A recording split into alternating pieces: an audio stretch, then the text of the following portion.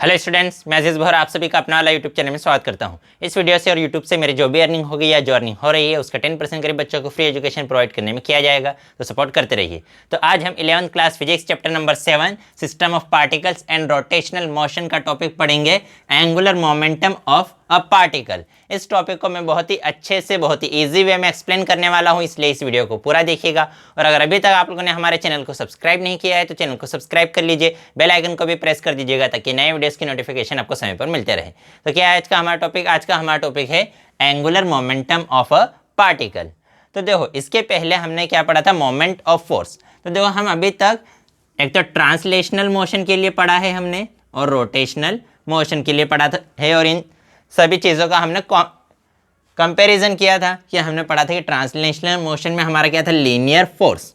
Translational motion में क्या था? Linear force. और उसी का एनालॉग, उसी की सिमिलर क्वांटिटी रोटेशनल मोशन में की थी, क्या थी? Moment of force. Translational motion में क्या था? फोर्स। उसी को हम क्या कहते हैं? Linear force. लीनियर फोर्स का रोटेशनल मोशन में सिमिलर क्वांटिटी, एनालॉग क्या है? Moment of force. क्या है? Moment of force. और उसको हम किससे रिप्रेजेंट करते हैं? टॉ से। किससे रिप्रेजेंट करते हैं? टॉ से। तो जैसा ट्रांसलेशनल मोशन में फोर्स था, वैसा ही रोटेशनल मोशन में क्या है? Moment of force, and it is also called torque. इसी को और क्या बोलते हैं हम? टॉर्क।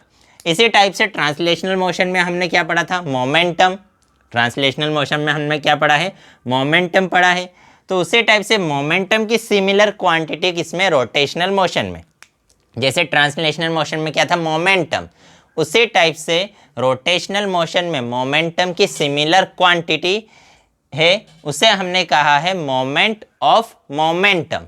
उसे हमने क्या कहा है? जैसे ये था फोर्स, तो ये क्या था? Moment of force. इसी टाइप से यहाँ पर क्या है? मोमेंटम, तो यहाँ पर क्या रहेगा? Moment of momentum. Moment of momentum, और उसको किससे रिप्रेजेंट करेंगे? एल से। या इसी को हम क्या कहते हैं? Angular momentum. कि रोटेशनल मोशन में जो क्वांटिटी है किसके जैसी? मोमेंटम के जैसी, उसी को हमने क्या कहा है? Angular momentum.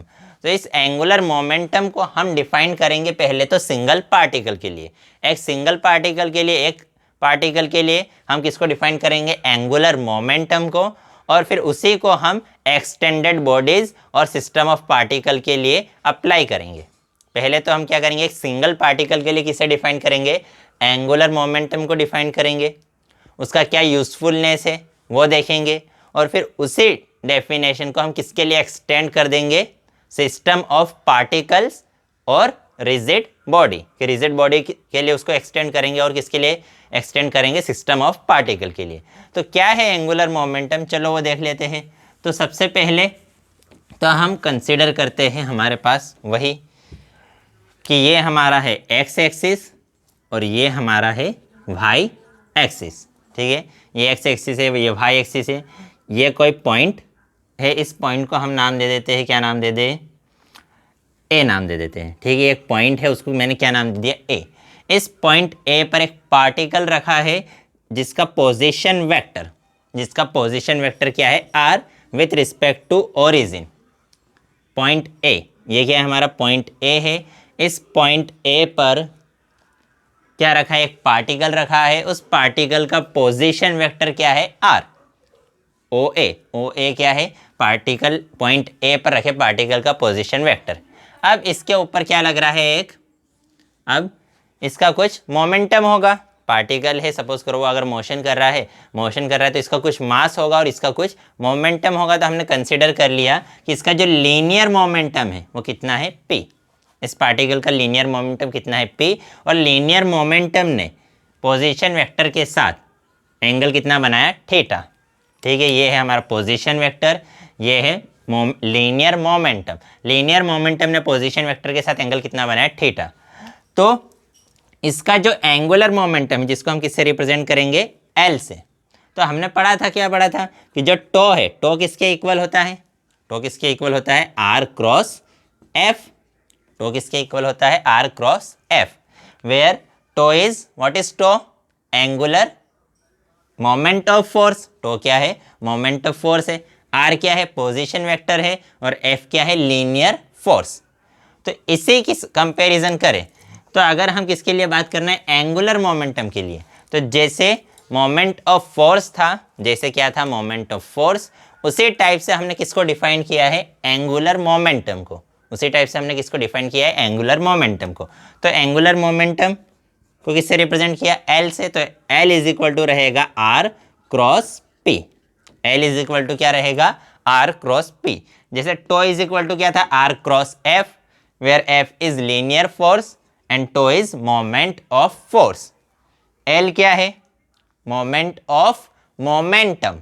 एल क्या है, मोमेंट ऑफ मोमेंटम, और उसी को हम क्या कहते हैं, एंगुलर मोमेंटम। तो angular momentum L is equal to क्या होता है, R cross linear momentum, where R is position vector and P is linear momentum. तो जो एल है, एल क्या है, angular momentum. Angular momentum L is equal to क्या होता है, R cross P, where R is position vector and P is linear momentum. अब अगर इसी को हम क्या करें, इसी को हम मैग्नीट्यूड के फॉर्म में लिखे या स्केलर फॉर्म में लिखे, तो इसका जो मैग्नीट्यूड है एल इज इक्वल टू क्या आ जाएगा, आर पी साइन थीटा।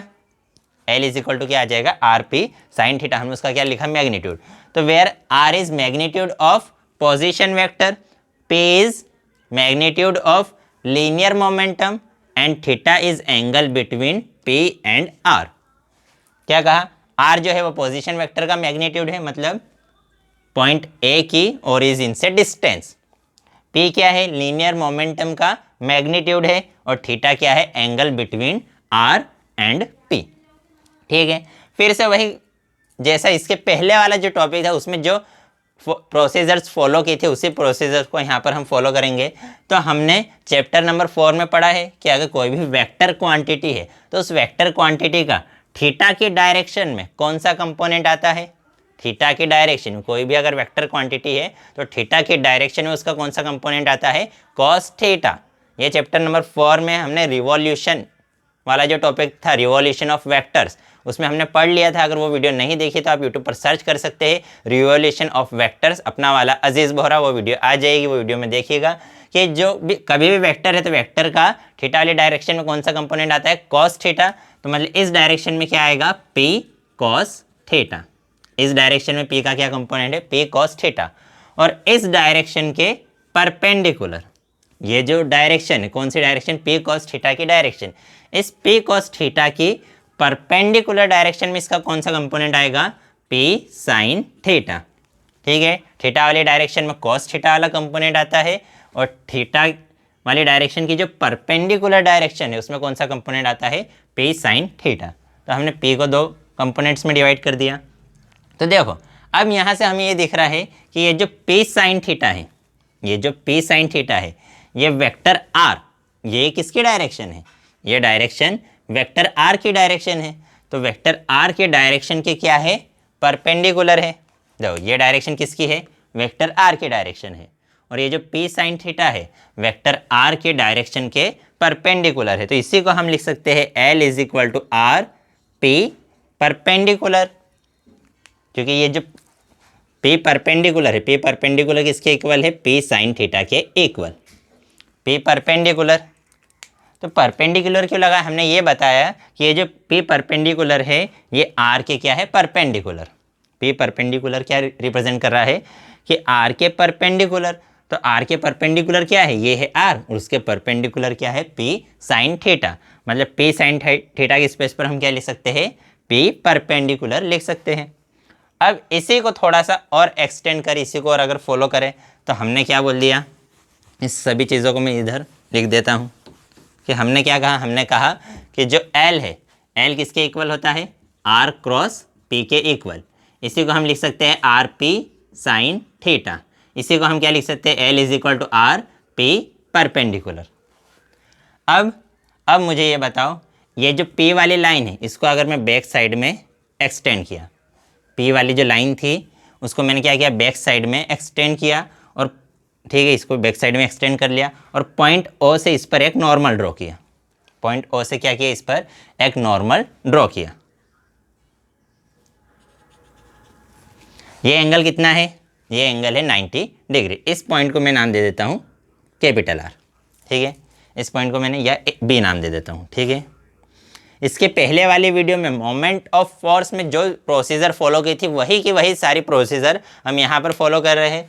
तो ये हमारा क्या थी, पी की लाइन थी कि इस लाइन पर पी अप्लाई हो रहा है, उसको मैंने बैक साइड में एक्सटेंड किया। ओरिजिन से ये जो पी की लाइन है, linear momentum, line of linear momentum, action of linear momentum, कि इस लाइन पर लीनियर मोमेंटम अप्लाई हो रहा है। तो उस लाइन पर मैंने पॉइंट ओ से क्या डाला, एक परपेंडिकुलर, एक नॉर्मल ड्रॉ किया। तो ये एंगल कितना रहेगा, नॉर्मल ड्रॉ किया मतलब ये एंगल 90 डिग्री रहेगा। तो ये जो है ओ A B, O A B क्या बन गया हमारा, एक right angle triangle. O A B क्या बन गया, right angle triangle. 10th class में हमने पढ़ा है, अगर नहीं भी पढ़ा है तो मैं बता देता हूँ कि जो राइट एंगल ट्राइंगल है उसके लिए साइन थीटा, उसके लिए साइन थीटा की वैल्यू क्या होती है, perpendicular upon hypotenuse. Sine theta की वैल्यू क्या होती है, परपेंडिकुलर अपॉन हाइपोटेनियस। ठीक है, sine theta is equal to क्या होता है, परपेंडिकुलर हाइपोटेनियस। अब परपेंडिकुलर, अगर ये एंगल थीटा है तो ये एंगल भी कितना रहेगा, थीटा रहेगा, क्योंकि ये दोनों एंगल क्या है, वर्टिकली अपोजिट एंगल है, वर्टिकली अपोजिट एंगल इक्वल होते हैं। तो अगर ये एंगल थीटा है तो ये एंगल भी थीटा रहेगा। थीटा के सामने वाली जो साइड होती है उस साइड को हम क्या कहते हैं, परपेंडिकुलर। हमेशा परपेंडिकुलर में बच्चों को बहुत कन्फ्यूजन रहता है कि परपेंडिकुलर कौन सी साइड को लेना है। तो परपेंडिकुलर कौन सी साइड को लेंगे, थीटा के सामने वाली साइड। तो थीटा के सामने कौन सी साइड है, ओ बी। तो पी की स्पेस पर मैं क्या लिख दूंगा, ओ बी अपन हाइपोटेनियस। हाइपोटेनियस में कोई कन्फ्यूजन है कि हाइपोटेनियस कौन सी रहती है, 90 डिग्री के सामने वाली साइड। तो ये 90 डिग्री के सामने कौन सी साइड है, ओ ए, और ओ ए की वैल्यू क्या है, आर, उसका मैग्नीट्यूड क्या है, आर। तो इधर क्या है, साइन थीटा। ये आर यहाँ पर डिवाइड में है, इक्वल टू के इधर आकर मल्टीप्लाई में हो जाएगा। तो R sine theta is equal to क्या आ गया हमारे पास, ओ बी। ये आर यहाँ पर डिवाइड में था, इक्वल टू के इधर आकर मल्टीप्लाई में। तो R sine theta is equal to क्या आया, ओ बी। मतलब ओ बी की वैल्यू कितनी आई हमारे पास, r sine theta. O b की वैल्यू कितनी आई, आर साइन थीटा। तो देखो ये जो आर साइन थीटा है ये क्या है, इस पी के परपेंडिकुलर है। इन दोनों के बीच में एंगल कितना है, 90 डिग्री। तो ये जो आर साइन थीटा है, ये जो आर साइन थीटा है इस पी के क्या है, परपेंडिकुलर। तो इसी को हम और क्या लिख सकते हैं, इसी को हम लिख सकते हैं कि एल इज इक्वल टू क्या है, आर पी साइन थीटा, या इसी को हम लिख सकते हैं पी आर साइन थीटा। ये तो क्या है सब मैग्नीट्यूड, मैग्नीट्यूड को तो आगे पीछे कर सकते हैं। तो हमारे पास एल इज इक्वल टू क्या था, are P sine theta. P को पहले लिख दिया, आर को बाद में लिख दिया। लेकिन हमको तो पता है कि ये जो आर साइन थीटा है ये किसके इक्वल है, आर परपेंडिकुलर।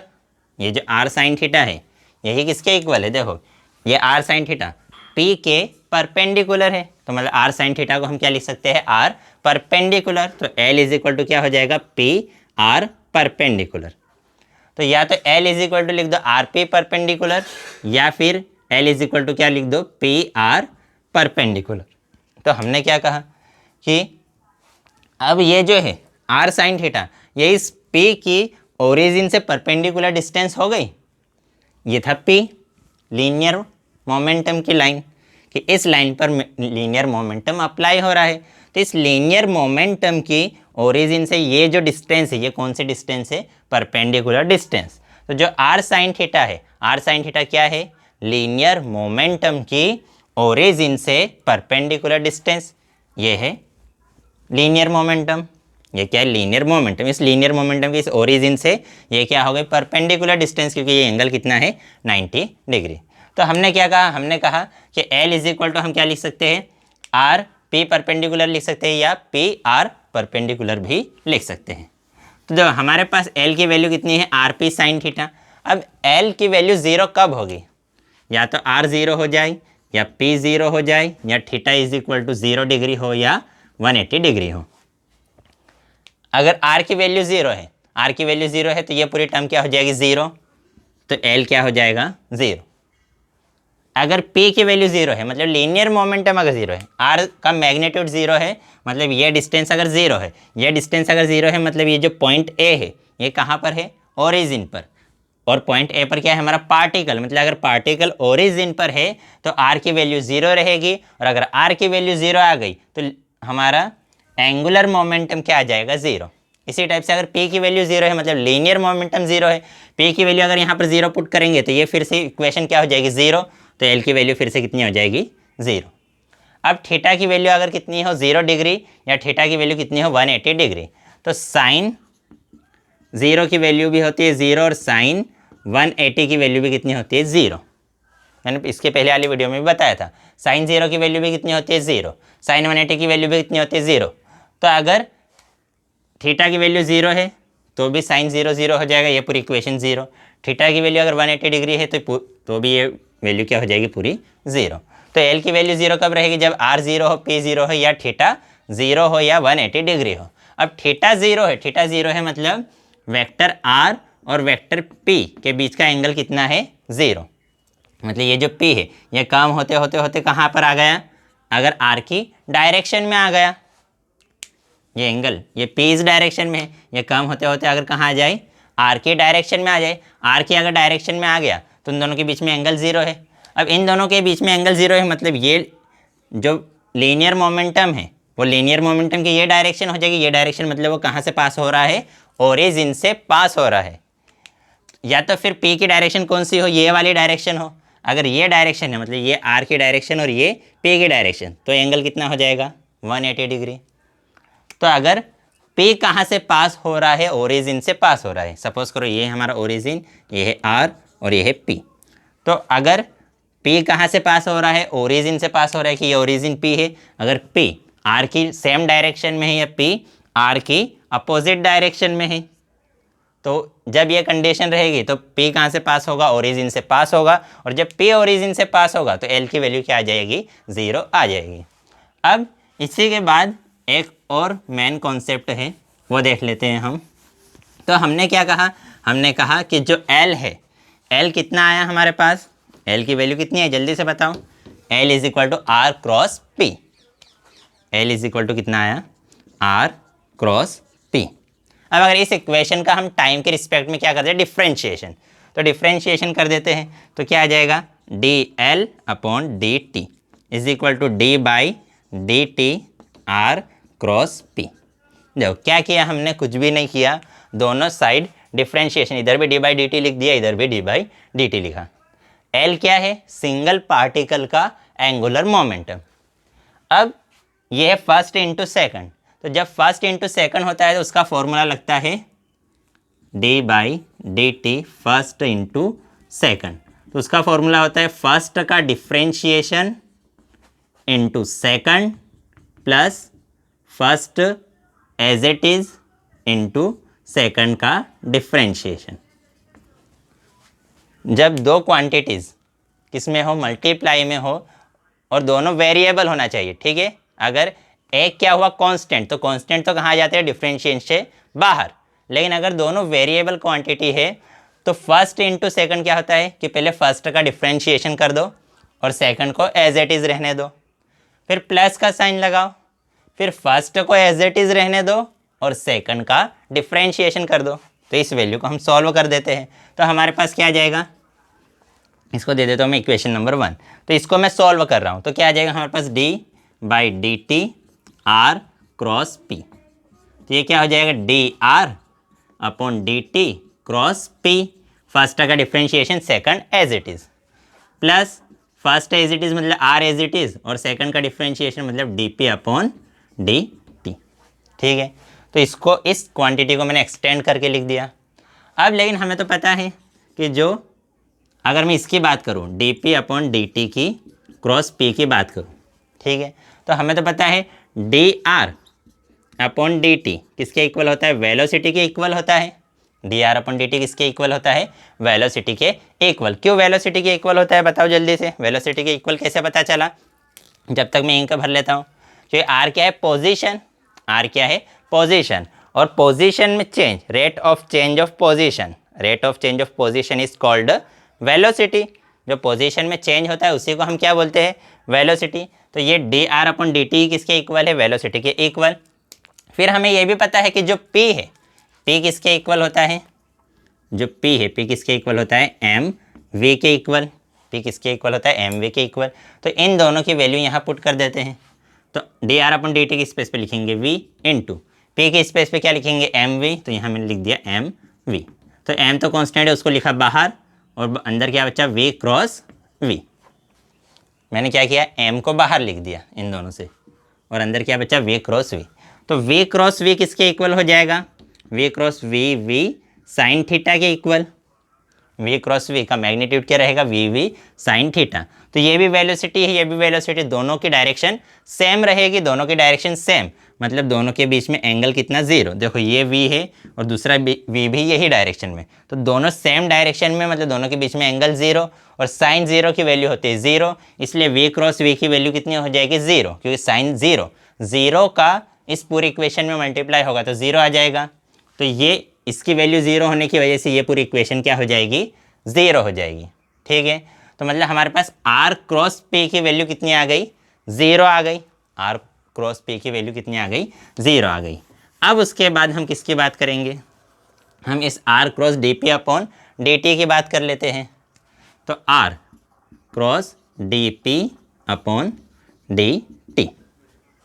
ठीक है, तो हमारे पास क्या बचा है, हमारे पास बचा है पी। आर क्या है, पोजीशन वेक्टर, पी क्या है, लीनियर मोमेंटम। तो लीनियर मोमेंटम हमको पता है कि जो D P upon D T है वही किसके इक्वल होता है, लीनियर फोर्स के इक्वल होता है क्या, होता है ना। तो ठीक है, इस D P upon D t, तो अब हमारे पास ये क्या आ गया, D L upon D t. तो इसकी स्पेस पे हम ये लिखेंगे, तो इसकी वैल्यू तो हो गई ज़ीरो, प्लस ये जो आर है वो एज इट इज़, क्रॉस ये क्या है हमारे पास, देखो कुछ छूट तो नहीं रहा है मेरे से, ठीक है कुछ नहीं छूटा है, तो ये क्या लिखा है, आर प्लस आर क्रॉस, इसकी वैल्यू कितनी है, जब इस पूरे की वैल्यू जीरो हो गई, ये लिख दिया जीरो, ये आर जो है वो as it is, cross D P upon D P, D P upon D T किसके इक्वल होता है, फोर्स के इक्वल, लीनियर फोर्स, तो यहाँ लिख दिया लीनियर फोर्स। लेकिन हमको पता है आर क्रॉस एफ किसके इक्वल होता है, टॉ के इक्वल, तो D L upon D T is equal to कितना आ गया, टॉ। आर क्रॉस एफ किसके इक्वल होता है, टॉ के इक्वल, तो D L upon D T किसके इक्वल आ गया, टॉ के इक्वल, या यूँ बोले कि टॉ इज इक्वल टू कितना आया, D L upon D t. तो rate of time, rate of change of angular momentum, ये क्या है, d L upon D t, मतलब ये क्या था, एल एंगुलर मोमेंटम, और d L upon D t मतलब एंगुलर मोमेंटम में चेंज, किसके रिस्पेक्ट में, टाइम की रिस्पेक्ट में। तो ये क्या है, time rate of change of angular momentum is equal to, किसके इक्वल है, टो, टो मतलब मोमेंट ऑफ फोर्स के इक्वल है, टो किसके इक्वल है, मोमेंट ऑफ फोर्स। लेकिन हमें तो यही भी पता है कि जो लीनियर फोर्स है वो किसके इक्वल होता है, D P upon D T के इक्वल होता है।